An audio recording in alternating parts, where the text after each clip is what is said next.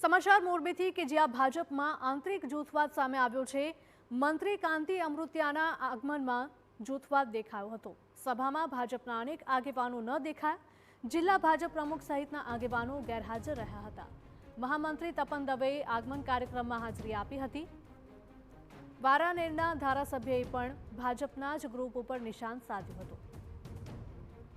મહત્વનું છે કે મંત્રી કાંતિલાલ અમૃતિયા કેન્સરની માત આપીને મોરબી પહોંચ્યા હતા, જ્યાં તેમનું ભવ્ય સ્વાગત કરાયું। મોટી સંખ્યામાં કાર્યકર્તાઓ અને નેતાઓએ હાજરી આપી હતી, પરંતુ ક્યાંક ને ક્યાંક ભાજપમાં જૂથવાદ જોવા મળ્યો। કાંતિ અમૃતિયાના સ્વાગતમાં ભાજપના મોટા ભાગના પ્રમુખ મંડળો પણ ગેરહાજર જોવા મળ્યા હતા, જેને લઈને ધારાસભ્ય જીતુ સોમાણીએ પણ ભાજપમાં જ રહેલા વિરોધી જૂથ પર નિશાન સાધ્યું હતું। સાથે જ કાંતિ અમૃતિયાને મર્દ માણસ કહીને સંબોધ્યા હતા।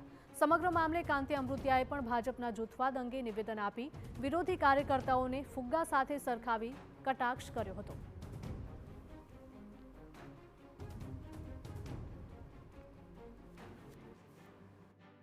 ફુગામાં હવા લાંબી રહીએ નહીં, ટાઈમ કર્યું હોય